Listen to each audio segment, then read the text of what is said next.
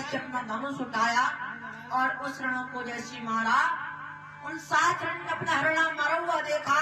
वे 7 रणी रोकर कहने लगी कि राजा अब तक तो बजाई तुमने चैन की बंसी और हम 7 रणी श्राप देती हैं तू हो जाइए निर्वंशी। कि जैसे हम 7 रणी घृणा के लिए तड़प रही है, उसी प्रकार से राजा देवर सिंह तू एक जन्म या 7 जन्म तक पुत्र या पुत्री के लिए तड़पेगा। तभी ब्राह्मण देव जी कहने लगे कि राजा देवर सिंह तुम्हें उन 7 रणी का श्राप लगा हुआ है, इसीलिए तुम्हारे घर में कोई संतान की प्राप्ति नहीं हो रही।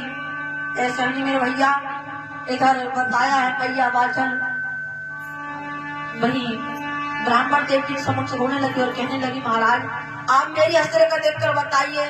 तो जैसी मैया वाचन की हस्तरेखा देखी, मैया वाचन से ब्राह्मण देव जी कहने लगे कि रानी वाचन तुम पूर्व जन्म में एक माली की पुत्री थी, तुमने दिन रात बाग रखाए, बाग की सिंचाई करी, परंतु उसी बाग में एक कोतक नामक पक्षी के अंडे रखे हुए थे।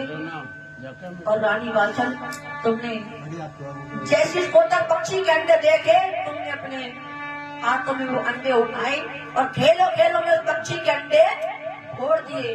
ऐसा ही मेरे भैया, उधर जैसे पक्षी अपने अंडे फूटे हुए देखे, वो पक्षी रोने लगा और कहने लगा कि जैसे मैं अपने अंडे के लिए तड़प रहा हूँ और जिसने मेरे 7 अंडे फोड़े हैं वो एक जन्म के 7 जन्म तक पुत्र या पुत्री के लिए तड़पेगा।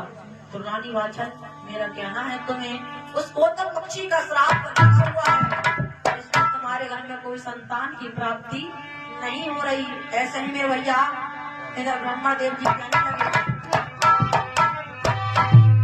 भैया